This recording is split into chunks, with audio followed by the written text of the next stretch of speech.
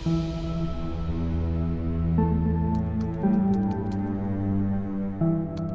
Sir. Dhruv, yes sir. बैठो। Thank you sir.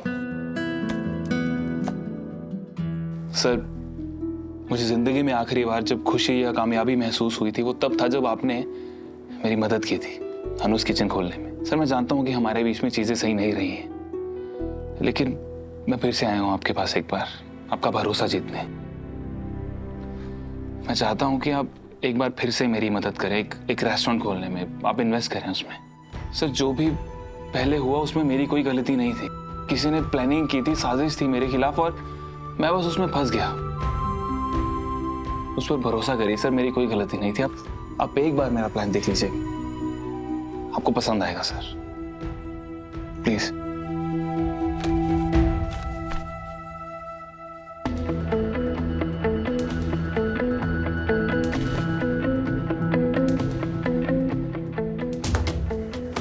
जानता हूं, लेकिन बिजनेस में एक बात कही जाती है कि कुछ लोग पनौती होते हैं और तुम वही पनौती हो जिसकी वजह से मुझे बिजनेस में भारी नुकसान उठाना पड़ा। बिल्कुल, मुझे तुम्हारे नियत या तुम्हारे टैलेंट पर कभी भी कोई डाउट नहीं रहा, लेकिन मैं अपना एक नया पैसा तुम्हारे इस प्रोजेक्ट में इन्वेस्ट नहीं करूंगा, क्योंकि मैं लंगड़े घोड़े के ऊपर दाव नहीं लगाता। I am sorry, you may leave.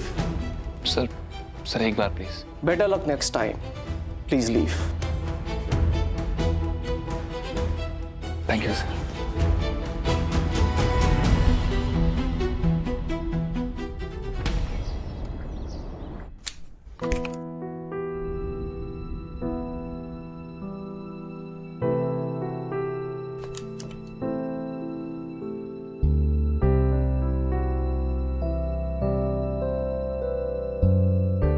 वैसे मानना पड़ेगा उन्हें कि तुझ में खूबियां बहुत हैं, लेकिन तेरी सबसे बड़ी खूबी एक्टिंग है। शिव, क्या कह रहे हैं आप? मैं कुछ समझी नहीं। तूने बचपन से लेकर मेरे सामने एक्टिंग ही तो की है कि भैया आप मेरी जान हो, आप मेरे लिए सबसे बढ़ के हो।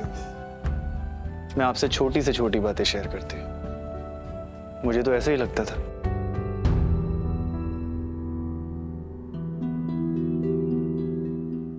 लेकिन तूने क्या किया? तूने मुझे इस लायक भी नहीं समझा कि मुझसे इतनी बड़ी तकलीफ शेयर कर सके, मुझे एक हिंट तक दे सके।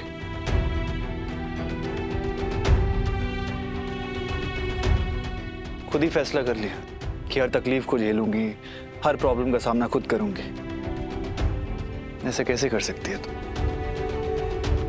भाई, आप सोच भी नहीं सकते इस वक्त मैं अपने आप से कितनी नफरत करती हूँ। और क्यों आप ही को हमेशा मेरी ढाल बनना है? आप ही को मेरी सारी प्रॉब्लम सॉल्व करनी है। जब से मम्मी पापा छोड़ के गए हैं, आप मेरा बोझ ही तो उठा रहे हो। और आप तो हमेशा से 3 लोगों के रिश्ते निभा रहे, एक माँ का, पापा का और एक बड़े भाई का। ये सब कुछ बहुत ज्यादा है भैया, आपके लिए कितना अनफेयर है। और वक्त के साथ तो मुझे बदल जाना चाहिए था ना, समझदार हो जाना चाहिए था, मैच्योर हो जाना चाहिए था, लेकिन नहीं, मैंने सिर्फ और सिर्फ अपनी जिद पूरी की। आपने, शीत भाभी ने, सबने मुझे वार्न किया, आप सब लोग इस रिश्ते के खिलाफ थे, लेकिन मैंने क्या की? मैंने सिर्फ अपनी मनमानी की। और देखो किस तरीके से जिंदगी ने मुझे थप्पड़ मारा। पता है क्यों भैया? मैं हूँ इसी लायक। मेरा आपसे दूर जाना जरूरी था ये सबक सीखने के लिए। तो मेरा कोई हक नहीं बनता कि मैं आप पर बोझ बनी रहूं। इतनी सेल्फिश नहीं हो सकती भैया। और फिर भी देख लो, मैं यही खड़ी हूँ, आपके सामने खड़ी हूँ, इसी घर में खड़ी हूँ आप ही के सामने, आप पर बोझ बनकर, एक ऐसी मुसीबत बनकर जिसे आपको बार बार झेलना पड़ेगा प्यार के बदले। अब मैंने आपको दिया है कि आज तक बचपन से आपको हमेशा निराश किया, आपका सर झुकाया, आपको सिर्फ और सिर्फ दुख दिया है मैंने भैया। आज के दिन ना छत से कूदने के लिए मना नहीं करना चाहिए था आपको, मुझे मर जाने देना चाहिए था। बस सुननी,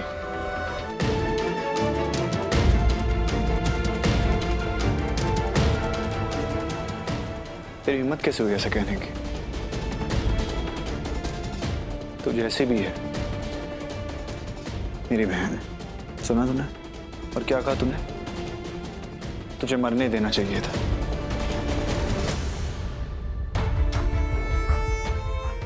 अगर मैं तुझे मरने देता तो तेरे उस वादे का क्या होता जो तूने मुझसे किया था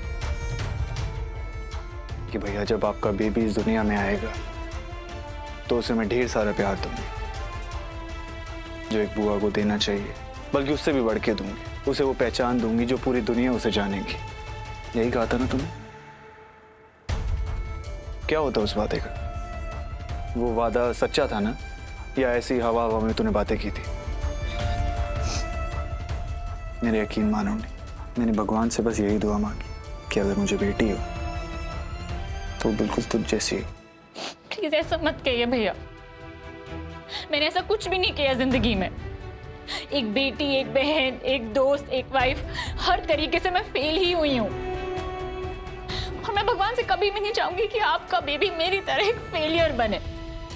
नहीं, दीदू ये ना मेथी के लड्डू है, इसमें आयरन है, फाइबर है, मतलब कॉन्स्टिपेशन एकदम सही रहता है इससे। और सच कहूं तो ब्लड फ्लो भी सही रखता है, मतलब प्रेग्नेंट लेडीज के लिए एकदम सही है, इसलिए मैं तेरे लिए लेके आऊं। बस बस डॉक्टर साहब, टेस्ट तो कर लो।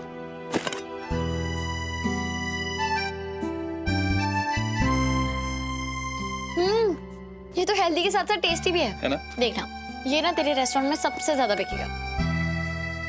और तुझे ऐसा कहने की भी जरूरत नहीं है कि ये सिर्फ प्रेग्नेंट लेडी के लिए, क्योंकि ये तो सबके लिए बेस्ट है। बुढ़े से लेके बच्चा, आदमी, औरत, कोई भी इसे खा सकता है। बेस्ट। थैंक्स दीदू। मैं तो बस इंतजार कर रही हूँ कि तेरा रेस्टोरेंट कब ओपन होगा।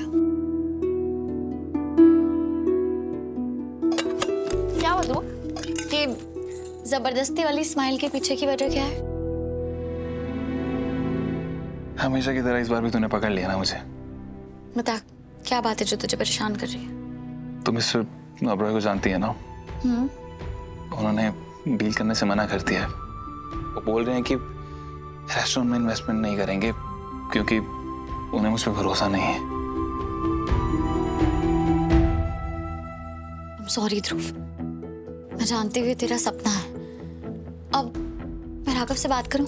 उनके बहुत सारे कॉन्टेक्ट्स हैं, वो तेरी मदद कर देंगे कोई अच्छी जगह दिलवाने। नहीं दीदू प्लीज, उन्होंने ऑलरेडी मेरे लिए बहुत कुछ किया और मैं और ज्यादा डिस्टर्ब नहीं करना चाहता उन्हें। और मैंने कहा था ना तुझसे कि मैं अपने से कुछ करना चाहता हूँ, प्लीज करने देना। पक्का? हाँ दीदू पक्का। और वैसे भी तू तो हमेशा ही मेरे साथ रहेगी ना। और देखिए इस घर में ऑलरेडी बहुत सारी प्रॉब्लम चल रही है, तो उस चीज पे ध्यान दे। और उन्नति कैसी है अब, ठीक है वो? कोशिश कर रही है ध्रुव, लेकिन उसे थोड़ा वक्त लगेगा। आई नो दीदू, जिस ट्रॉमा से वो गुजर रही है उसे निकलने में थोड़ा वक्त तो लगेगा। आई होप वो पहले जैसी हो जाए।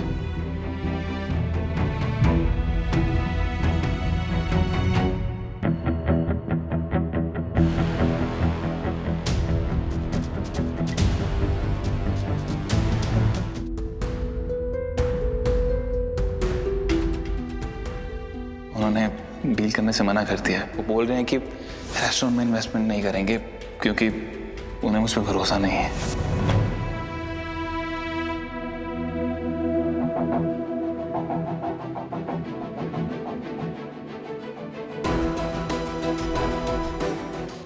मेरे साथ जो कुछ भी हो रहा है मैं उसी के लायक हूँ।